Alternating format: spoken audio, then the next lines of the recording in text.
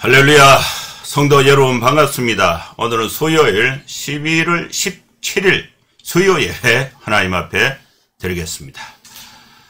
예배에 오신 우리 모든 성도님들 주님의 이름으로 환영하고 여러분 모두 축복합니다. 예배 안내를 먼저 드리겠습니다. 오늘 설교의 제목은 살아있는 자의 하나님이라는 주제로 마태복음 22장 23절에서 33절 말씀을 본문으로 해서 말씀을 전거하도록 하겠습니다. 예배 순서는 묵도, 찬송, 성경, 봉독, 설교, 축도 하는 순서로 진행을 하겠습니다. 그럼 다같이 묵상기도 하심으로 수요 예배 하나님 앞에 드리겠습니다. 거룩하신 하나님 아버지, 우리 사랑하는 성도들이 생업과 또 가정과 삶의 터전에서 또 세상의 빛으로서 또 이렇게 충성되게 또 생활하고 때로는 또 이렇게 기쁨도 있지만은 때로는 어려움도 있는 가운데 우리가 모든 일선을 멈추고 하나님 앞에 예배를 드리기 위해서 모였습니다. 아버지 하나님께서 우리 모두에게 크신 은혜를 베풀어 주셔서 마음이 상한 자가 또 말씀과 또 기도 가운데 새 힘을 얻게 하여 주시고 또 여러 가지 또 기쁨과 또 이렇게 감사한 가운데 주님 앞에 영광을 돌리고 감사를 드리고 그 기쁨을 또 우리 이웃들과 함께 나누면서 이 땅에서 하나님의 영광을 나타내고 또 하나님이 주신 또 복된 삶을 우리 모두에게 살아갈 수 있도록 하나님의 도우심과 은혜가 함께하여 주시옵소서. 오늘 또 하나님 앞에 찬송과 경배를 드리고 말씀을 듣는 가운데 새 힘을 얻고 치유의 역사가 나타나게 주님 도와주시옵소서. 예수님의 이름으로 기도하옵나이다. 아멘. 찬송가 406장입니다.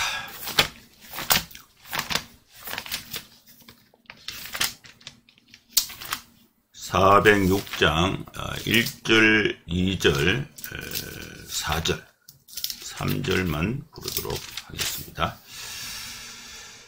고난 내 영혼 편히 쉴 곳과 풍랑이로도 안전한 포구 폭풍까지도 다스리시는 주의 영원한 팔 의지해 주의 영원하신 팔 함께 하사 항상 나를 붙드시니 어느 곳에 가든지 요동하지 않음은 주의 팔을 의지함이라.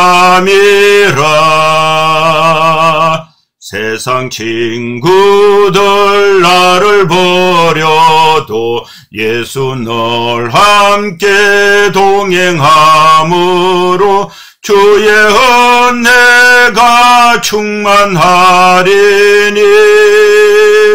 주의 영원한 팔 의지해 주의 영원하신 팔 함께 하사 항상 나를 붙드시니 어느 곳에 가든지 요동하지 않음은 주의 팔을 의지함이라. 능치 못한 것 주께 없으니 나의 일생을 주께 맡기면 나의 모든 짐 대신 지시는 주의 영원한 팔 의지해 주의 영원하신 팔 함께 하사 항상 나를 붙드시니 어느 곳에 가든지 요동하지 않음은 주의 팔을 의지함이라. 아멘.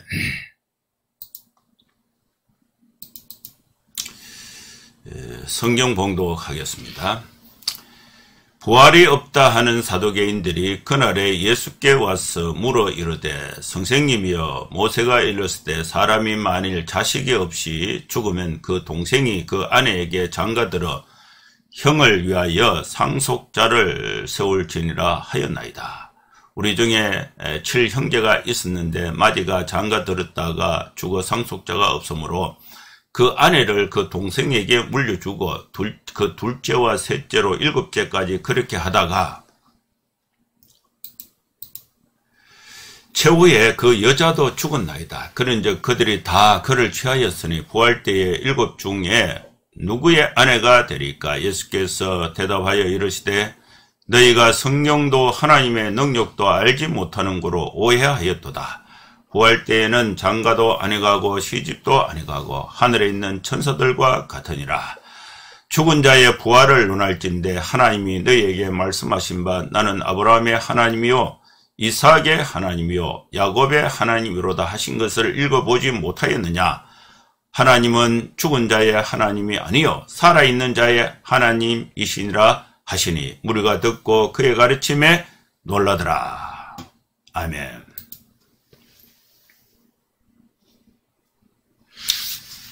하나님께서 우리에게 오늘 귀한 이 본문의 말씀을 주셨습니다. 우리가 믿는 하나님은 죽은 자의 하나님이 아니라 살아있는 자의 하나님이다. 이는 주제로 오늘 본문의 말씀을 중심으로 해서 말씀을 강론하고자 합니다. 우리가 수요 예배에 이렇게 온다는 것이 또 정기적으로 말씀을 또 예배를 드린다는 것이 우리 현대 생활에서 쉽지 않는 그런 상황입니다. 하루하루 생활하다 보면은 지치기도 하고 또 피곤하기도 하고 어떤 때는 일이 계속 있어서 한 시간을 내서 하나님께 예배 드린다는 것이 쉽지 않는 일입니다. 제가 이렇게 유튜브 이렇게 예배 참여자들을 체크해 보니까 수요 예배가 제일 적어요. 그래도 이렇게 한두 분, 또 뭐 많게는 한 10분 정도 또 예배에 참여하시니까 마태복음 이렇게 중요한 소중한 말씀을 제가 준비한 대로 정성껏 말씀을 강론하도록 하겠습니다. 오늘 이 본문의 말씀은 예수님과 또 유대인들 사이의 논쟁인데 부활 논쟁입니다. 첫 번째 논쟁은 이제 15절부터 있었는데 세금 논쟁이에요. 이 세금 논쟁은 이제 바리새인들이 예수님께 질문을 한 거예요. 이제 예수님의 영향력이 이제 굉장히 이렇게 높아졌습니다. 그래서 다수의 많은 사람들이 바리새인들의 가르침이나 사두개인의 가르침에는 실정을 내고 예수님의 설교, 예수님의 가르침에 솔림 현상이 생겼습니다. 그래서 이 바리새인들이 자신들의 주도권,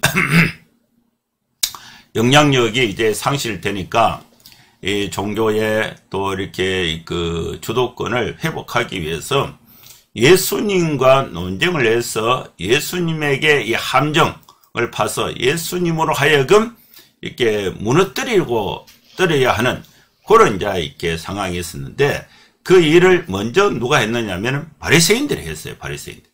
바리새인들이 예수님께 이제 공개적으로 질문을 했습니다. 우리가 가이사에게 세금을 바치는 것이 옳습니까? 이거 이제 질문한 거예요. 이 질문은 아주 애매한 질문입니다. 세금을 바쳐라. 그러면 이제 로마의 협력자가 되어서 유대 민족으로부터 예수님이 이제 설 자리가 얻게 되고 또 세금을 바치지 마라. 그러면은 유대인들에게는 민족주의자로서의 지지를 받을 수 있지만은 실정법적으로 로마에 대항을 하게 되니까 로마 정부의 공격을 이제 받게 되는 것입니다. 그래서 이 질문은 함정, 예수님의 시험에 들게 하는 질문인데, 이렇게도 저렇게도 못하게 하는 그런 아주 기가 막힌 질문을 바리새인들이 이제 예수님께 한 거예요. 근데 예수님이 너희들이 세금을 내는 동전 하나를 가져오라.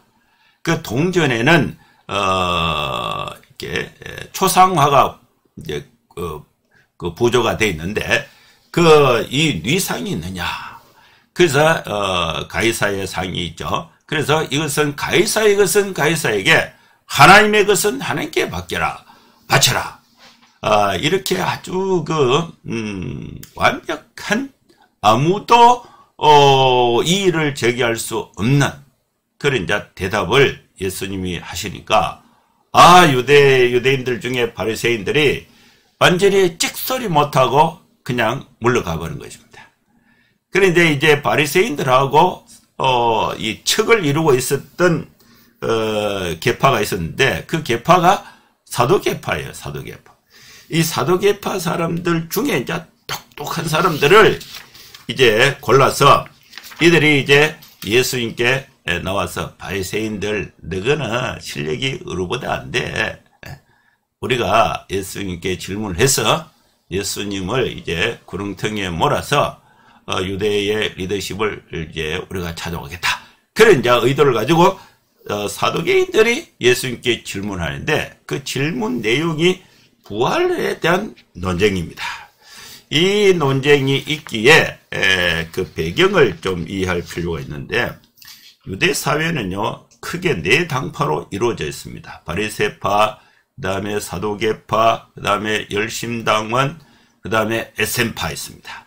이 중에 열심당원은 독립운동을 했던 사람들이고, 또 에센파는 이제 극도의 금육주의자로서 광야에, 이 사회를 떠나서 광야에 살았던 사람들인데, 이 사람들은 멸절이 됐죠. 그것이 이제 쿰난 동굴 사회 사본이 있었던 쿰난 동굴, 이런 사람들이 이제 에센파 사람들이고, 유대 사회에 이제 주류를 이루었던 다수의 사람들이 바리새, 그 다음에 이 바리새보다는 숫자가 적지만은 유대 사회에서 고위층에서 크게 영향을 가졌던 사도계파가 있습니다. 이 사도계파와 이 바리새파에 대한 역사적 배경, 성경적 배경을 먼저 좀 이해를 하고 오늘 본문을 이해할 필요가 있습니다. BC 2세기 경에서 AD 66년에서 70년, 이 70년에 그 로마의 티토 장군이 예루살렘 함락을 하게 되는데, 이 BC 2세기에서 AD 70년, 요때까지 존재했던 유대주의의 한 집단이 사도개인입니다. 이 사도개인이라는 이름이 등장하게 되는 것은 다윗 시대의 대제사장이 사독인데, 사독으로부터 이제 사도개인으로 그 이름이 유래가 됐다는 것을 추측할 수가 있습니다. 그래서 이 사도개인들은 제사장을 편애하였고, 또 율법 해석에 있어서 제사장의 역할을 가장 존중했습니다. 예수님 당시에도 제사장들과 또 그에게 충성하였던 친인척들, 또 예루살렘의 그 부유한 귀족들은 대부분 사도개인에 속했습니다. 이들은 이 소수의 부유한 유대의 귀족 가문과 또 연합을 해서 성전을 관할하는데 주도 역할을 했고, 또 성전 맡은 자, 성전을 지키는 데 그 중심 역할을 했던 사람들이 사도개인들입니다. 로마의 이제 속국 지배하에 있었던 유대는 이 유대의 그 자치 중앙 사법기구가 사내들인인데, 이 사내들인은 일반 민중은 바리새인들이 많았지만은 이 사내들인의 그 회원으로는 사도개인들이 더 많았습니다. 그래서 이 사도개인들은 자신들의 그 정치적인 기득권을 유지하기 위해서 헤롯 궁이나 또 로마에서 파견된 집정관들, 이들과 또 긴밀한 관계를 유지하고 있었습니다. 그리고 이제 이 바리새인들이 사두개인들이 그 로마 권력의 비화래 정치적인 권력을 유지하고 있었는데 일반 백성으로부터는 많은 지지를 받지 못했습니다. 그래서 이 백성들에게 미치는 영향은 적었다는 것입니다. 백성들을 지배하는 것은 엄격한 또 금욕적 율법주의로 이렇게 무장한 또 치장한 바리새인들이 일반 백성들에 대해서는 영향력을 더 크게 가지고 있었습니다. 그래서 이제 유대 명절, 유대의 이제 그 주요 명절이 되면은 성전 예법이나 정결법 또 율법 해석에 있어서 바리새인들과 사두개인들의 의견이 다를 때에 이 사두개인들은 바리새인의 그 관점을 따라서 유대 사회에서 영향력을 가질 수밖에 없었습니다. 그리고 이 사두개인들은 율법 또 이게 율법 그러니까 그 기록된 성경을 구속력 있는 것으로 인정을 했습니다. 그러나 이 기록된 성경이 구약 성경인데 구약 성경을 해석한 이 서기관들의 전성은 거부하는 입장이었습니다. 사두개인들은 이 변화와 혁신을 체질적으로 또 거부하는 당시의 유대의 보수적 기독권층을 대변하는 역할을 사두개인들이 했습니다. 또 이 사두개인들은 특징이 육체의 그 부활을 믿지 않았습니다. 그리고 내세, 사후 심판, 내세를 믿지 않는 철저한 현세주의자였습니다. 그리고 영이나 천사의 존재를 믿지 않았습니다. 그러다 보니까 예수님의 그 다시 오심, 그리스도의 오심, 메시아의 소망 이런 것에 대해서는 전혀 관심이 없었던 사람들이 사두개인들입니다. 이들은 철저하게 또 정치적이고 또 현세적이고 또 물질적 실리주의자들로서 이들의 관심은 오직 현재의 그들이 당면한 문제를 해결하고 어떻게 재면하게 살아가는가, 현실 문제에 아주 집중되어 있는 계층이 분파가 사두개파입니다. 그런데 이 사두개인들과 바리새인들은 신약 성경에 자주 이렇게 언급이 되는데 많은 관점의 차이가 있음에도 불구하고 또 서로 다투는 주도권을 찾기 위한 이 다투는 그런 반목에도 불구하고 예수님과 초대교회에 예수님을 박해하고 초대교회를 박해하는 데 대해서는 이 전혀 신학이 다른 관점이 다른 이 두 계파가 힘을 합치게 되는 것을 볼 수가 있습니다. 그러나 이들은 항상 연합한 것은 아니었어요. 또 바리새인들은 부활에 대한 믿음이 있었는데 또 예수님과 그리스도인들과 이 바리새인들은 부활에 대해서는 예수님과 그리스도인들과 의견을 같이 하게 됩니다. 여기서 이제 사두개인들은 갈라지게 되죠. 근데 이 특이한 점은 성경에 그리스도인이 된 바리새인에 대한 기록은 있는데 이 사두개인이 그리스도인이 됐다는 기록은 없습니다.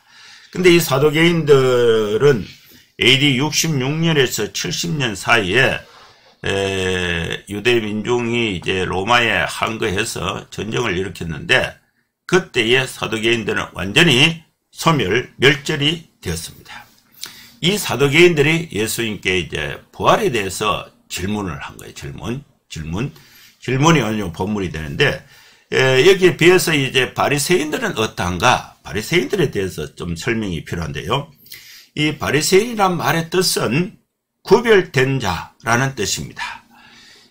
이것은 이제 마카베오 전쟁 이후에 가장 강력한 종교적인 당파 집단으로 성장을 했는데 이 바리새인들은 이스라엘이 물려받은 율법 또 선조들의 전통을 존중하고 일상생활의 사소한 데까지 율법을 정확하게 지키려는 열정을 품고 있습니다. 그리고 메시아에 대한 약속의 성취를 인간 편에서 확보하려고 노력했던 사람들이 바리새인들입니다.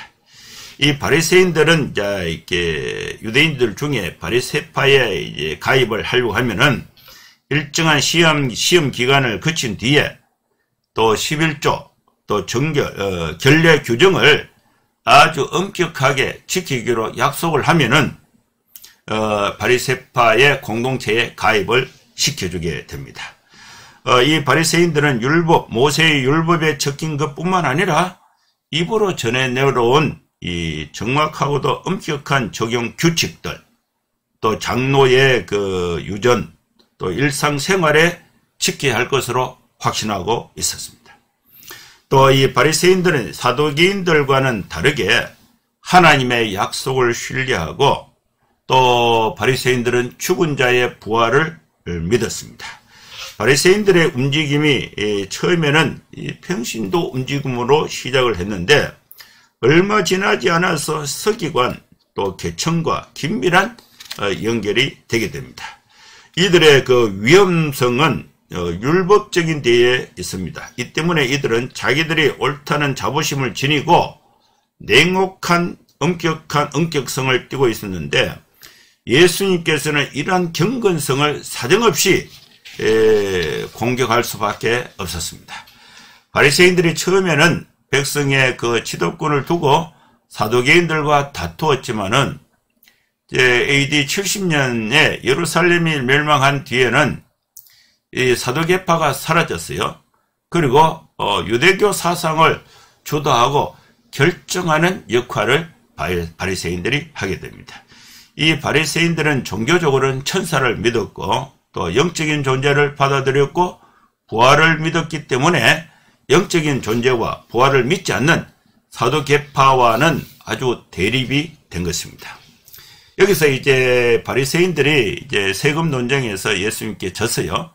그랬다 보니까 이제 바리새인들하고 경쟁 관계에 있었던 이 사두개인들이 이제 똑똑한 사람들을 모아서 자기들끼리 이제 의논을 해서 예수님께 부활에 대한 이 질문 논쟁을 하게 됩니다.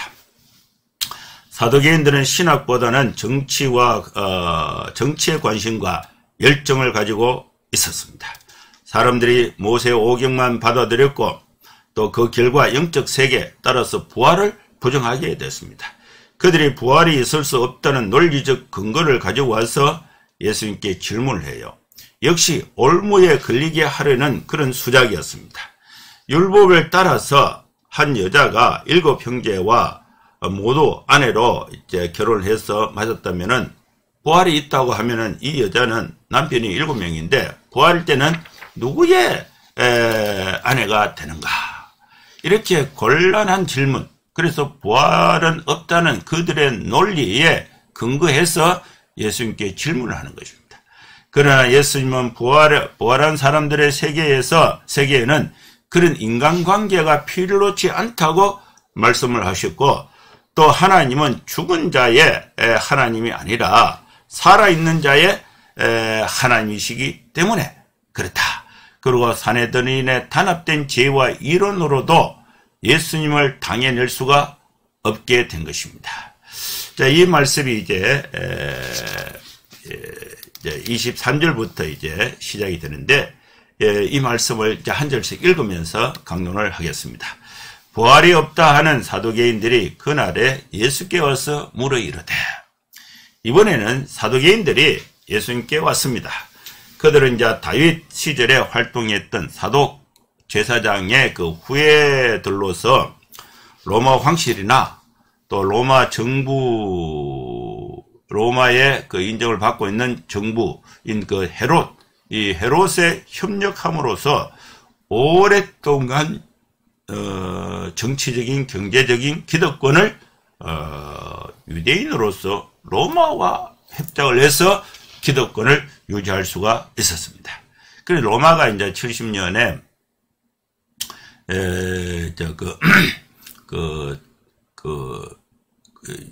유대 항쟁 전쟁이 있을 때에 사두개인이 그때 멸절하게 됩니다. 이 과정에서 그들은 이제 구약 성경의 모든 것을 부정하고 또 형식적으로 모세 오경만을 받아들이고 있었습니다. 하나님의 다스리심이나 천사, 부활, 영생 이와 같은 것은 그들의 정치적 선택 앞에서 방해물이 되기 때문에 어느 것도 믿지 않았습니다. 그래서 이렇게 이제 사두개인들이 예수님께 와서 질문하죠. 24절입니다. 선생님이여, 모세가 일렀을 때 사람이 만일 자식이 없이 죽으면 그 동생이 그 아내에게 장가들어 형을 위하여 상속자를 세울지니라 하였나이다. 그들이 가지고 온 이 부활의 문제는 그들과 바리새인들 사이에 오랫동안 논쟁이 되었던 주제가 됩니다.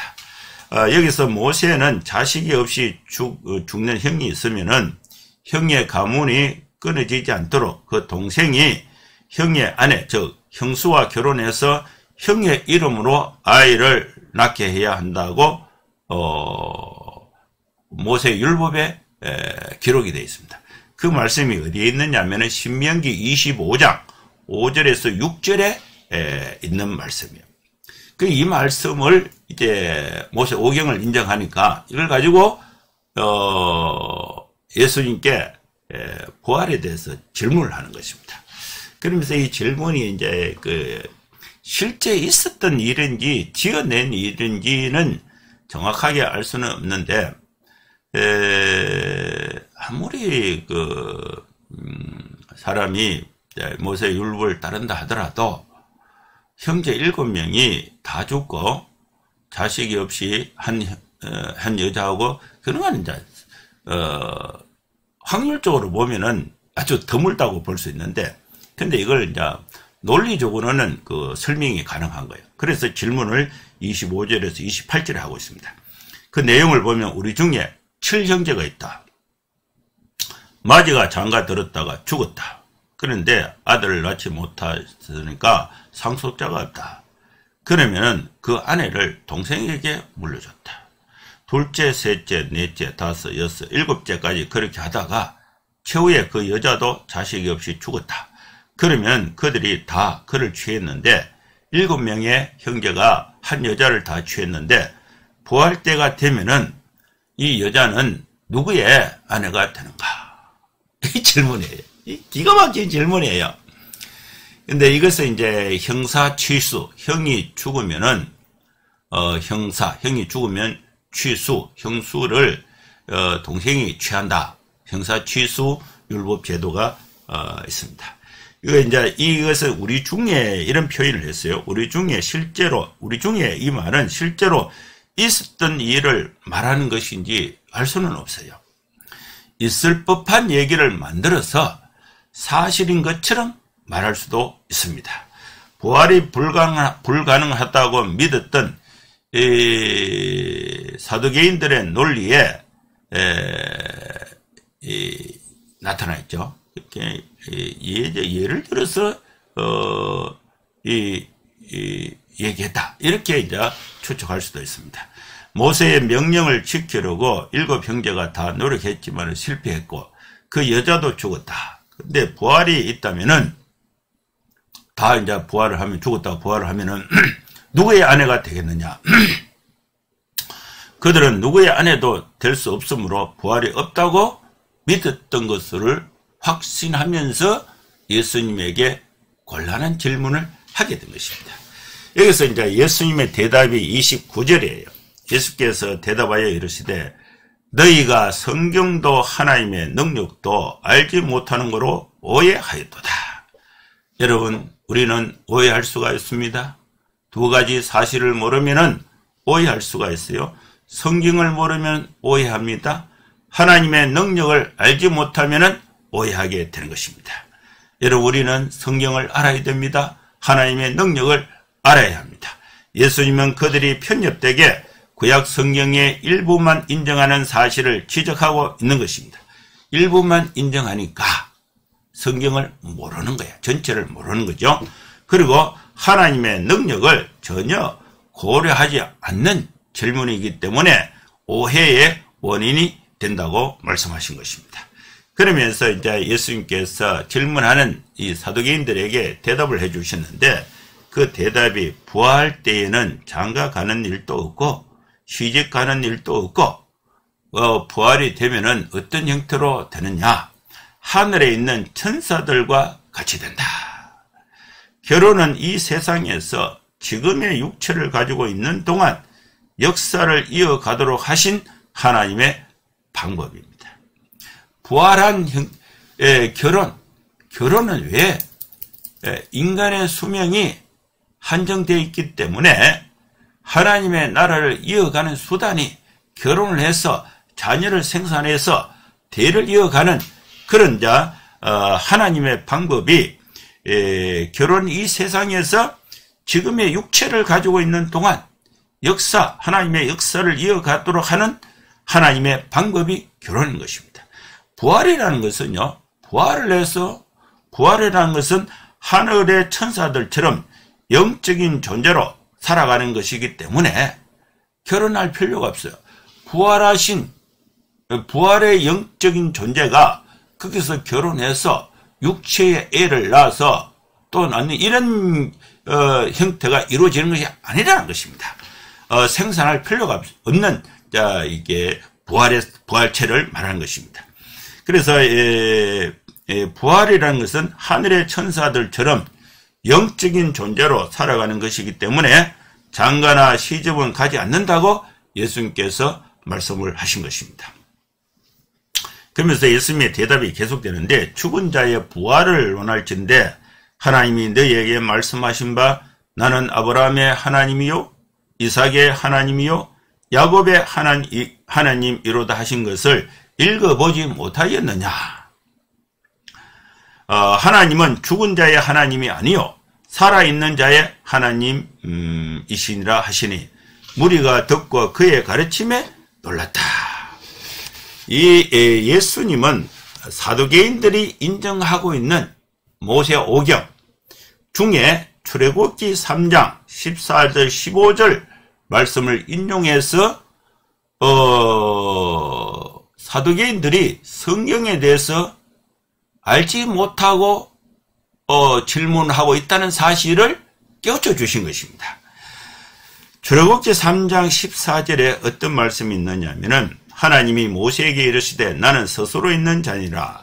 또 이르시되 너는 이스라엘 자손에게 이같이 이르기를 스스로 있는 자가 나를 너희에게 보내셨다 하라.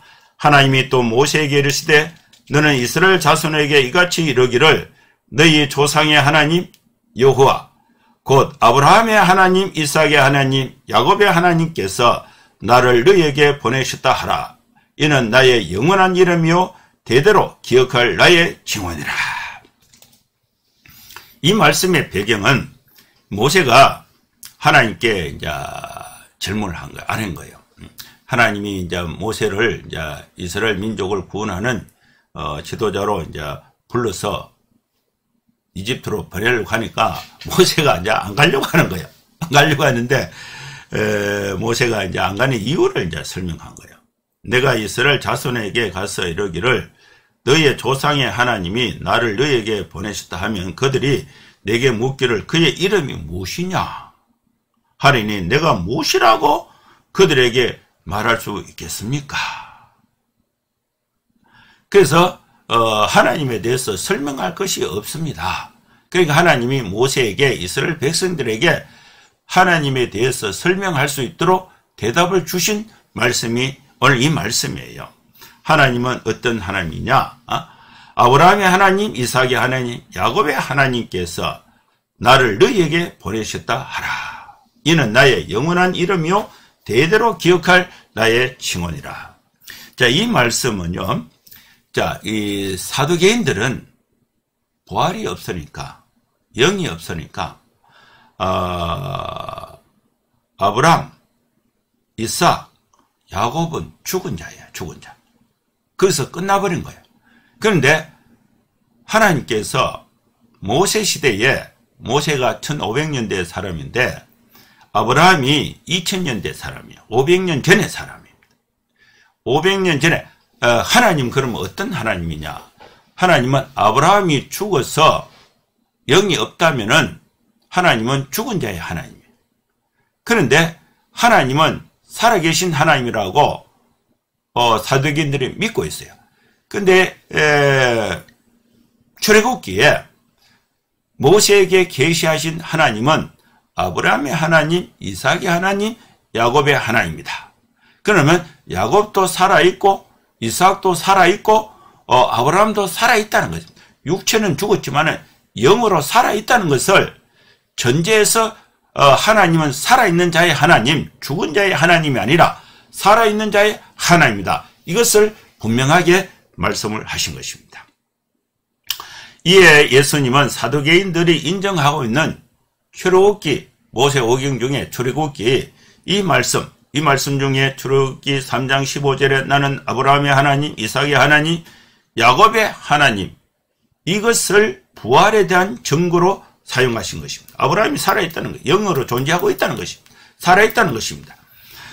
이미 죽은 사람들을 현재 살아계신 하나님 자신과 연결하여 말씀을 하셨다면은 그들의 죽음이 끝이 아니라 부활하여 하나님 앞에 설 수밖에 없고, 그렇게 하나님은 산자의 하나님이신 것을 논증하게 된 것입니다. 이 말씀이 오늘 우리에게 주신 말씀입니다. 여러분, 우리가 믿고 있는 하나님은 살아있는 자의 하나님입니다. 우리에게 영생을 주시고 또 이 세상의 삶이 끝이 아니라 하나님의 영원한 세계에서 하나님과 함께 할 수 있는 살아있는 자의 하나님을 우리가 확실하게 믿고 이 땅에 하나님의 뜻을 펼치면서 힘있게 또 살아갈 수 있는 저와 우리 모든 성도들의 삶이 될 수 있기를 주의 이름으로 축원합니다. 기도하겠습니다.